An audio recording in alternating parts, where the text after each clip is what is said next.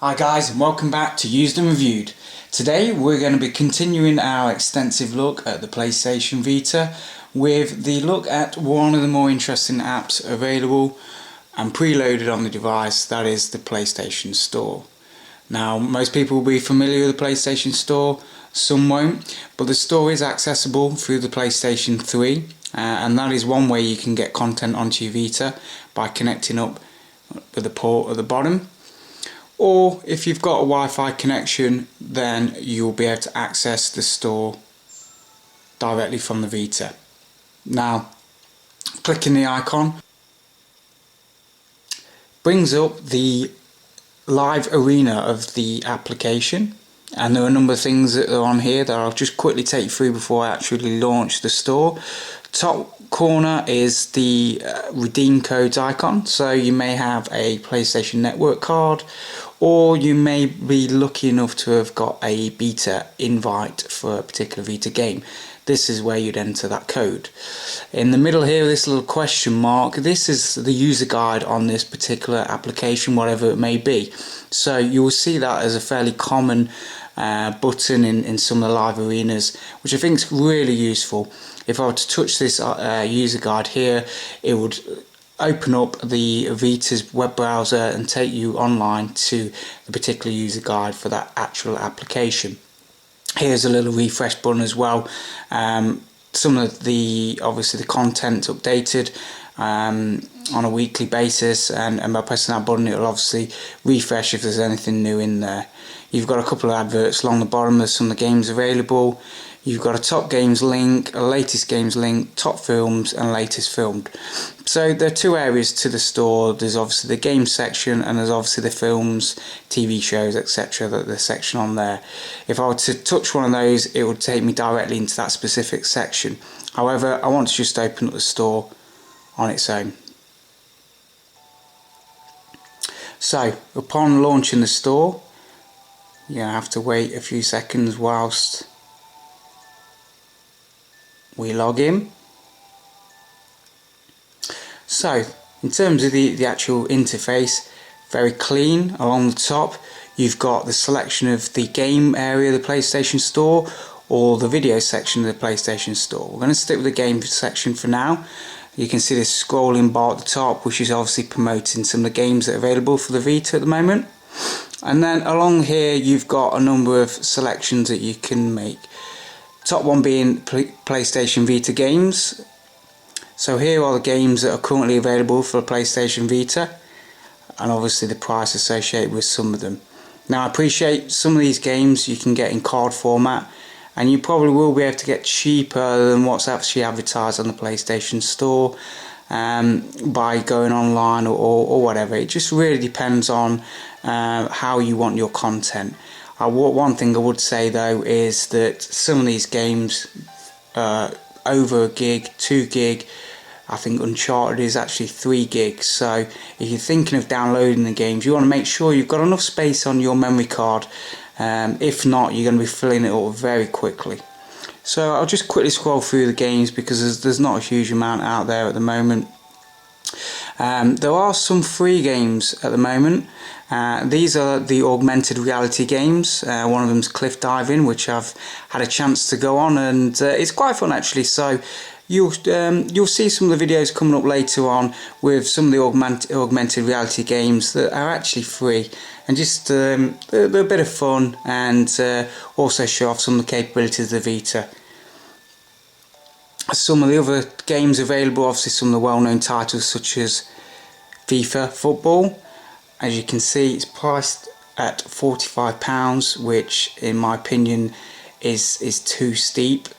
It's a downloadable content, so in my view it should always be cheaper than the physical cartridge, but I don't think that's going to happen just yet.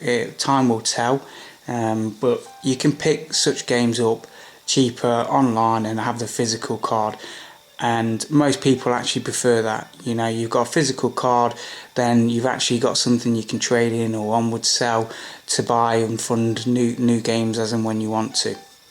Some of the other games available you can't get on card, and therefore you're going to have to download anyway. Escape Plan is one of them. That's a game that really excites me. It's a puzzle game, black and white. The graphics are really suited to this device, and keep your eye out. We'll have a review of that game at a later date. So as you can see, there's quite a lot of content already available on the Vita, and they range from some of the racing games to well-known shooters such as Uncharted, to some sports games, virtual tennis and Wipeout, all with different prices against. Some you can pick up fairly cheap. Motorstorm RC is a great example. In the UK it's around about £4.70, £4.80 I believe, but you also get both versions for that money. So you get a PS3 version, a PlayStation Vita version. Great news, and we'll have a review on that later on. So if you want to subscribe, you can you'll pick that up as and when it comes available. So if I click the back button there, the other options that are available, we've got Vita add-ons. So here you will see some downloadable content that will be available as and when. I know Motorstorm's got some downloadable content that's going to be coming out soon, and that's where you'd find that. You got PS Vita demos. We all like to try before we buy, and the good news is that a lot of these games have actually got demos for them. Again, I go back to the storage element. You may find you only want to download 1 or 2 at a time. Give them a try. If you don't like them, delete them. Special offers. At the moment, the main special offers are actually geared towards the PSP games. PSP games are playable on the PlayStation Vita. We'll have a video later date that will show you some of the games that are available and how you can get them onto your device. Minis, another area that's overlooked. I hear a lot of people talking about cheap games available for your phones and iPhones and etc. And although I agree, you can pick up games for 70p on those stores, I really personally prefer physical buttons on the device, rather than a touch screen. The minis, I think, are PlayStation, Sony's way getting into that market. If they can really push some of those titles, you've got Angry Birds, things like that available as a mini. If they could really drive down the price, I think that's where they're going to get a leverage and get people coming on board to want to buy some of these cheap games. The social piece, at the moment in the UK, we only have 4, I believe, up. Facebook, live tweet for Twitter, Flickr, and obviously Foursquare. I know in America you've got Netflix available. We have the app on the PlayStation 3 store, so hopefully at some point we're going to see some upgrades. We're going to see Netflix, maybe a Love Film app, who knows, but watch this space. The final section on here is the trailers. So in here there are game trailers, some of the games that are available, some that are coming up. You can download them directly to the device and obviously watch them when you're out and about. If you look at the bottom right hand corner, there's a little 3-dotted icon here, and that just brings up the option to redeem your code, as I mentioned before. Your download list, services list, transaction management for changing card details and etc. Just quickly show you the download list. Fairly quick, as you can see, so that's good news. So this is not only the Vita download list, but if you download anything on your PlayStation 3, if you have one, then it'll also appear on here as well. And what you will see, as we've got here, the Killzone 3 multiplayer trial, is that that item cannot be downloaded via the Vita system. One thing I did notice, and I must point out, is that I already had the Angry Birds Mini, which is playable on the PlayStation Vita, but for some reason I couldn't actually download it from here. I actually found the Angry Birds application in the store, and then it would let me download. So again, it's a little bit, some things work, some things don't. Again, I'm hoping that they're going to fix some of that in the future. The final section really is around the videos. So as you may be aware, you can get full length movies, you can get TV episodes, all from the PlayStation Store. It's great, and it allows you to buy some of these videos and films and whatnot, and you can go out, download them and take them out when you're out and about.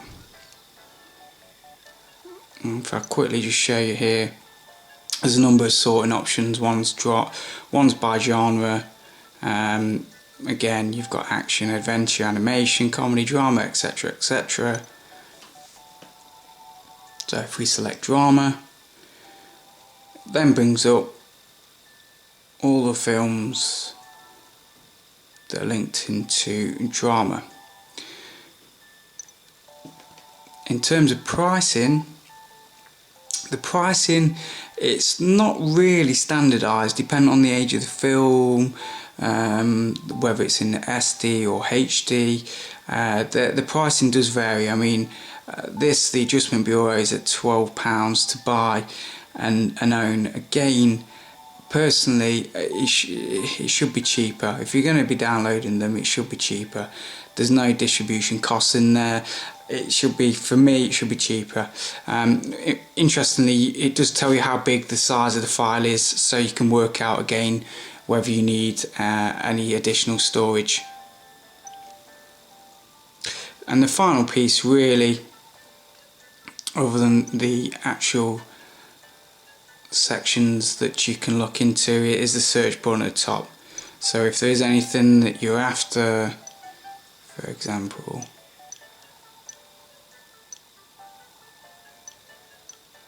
South Park, you can do a quick search and find that there's nothing available. Clearly that's not correct. Maybe if I did a quick search on South, there you go, and all the episodes that are available for South Park.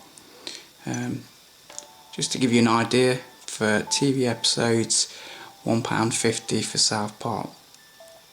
Again, personally, I think that's a little bit dear, considering you can go out and buy the DVD box set of the whole season and not pay much more than £10, £15, etc. for them. So a little bit frustrated, but they certainly might work that and actually figure that they can actually supply some of this stuff a little bit cheaper than they are doing at the moment. Okay, so that wraps up our look at the PlayStation Store.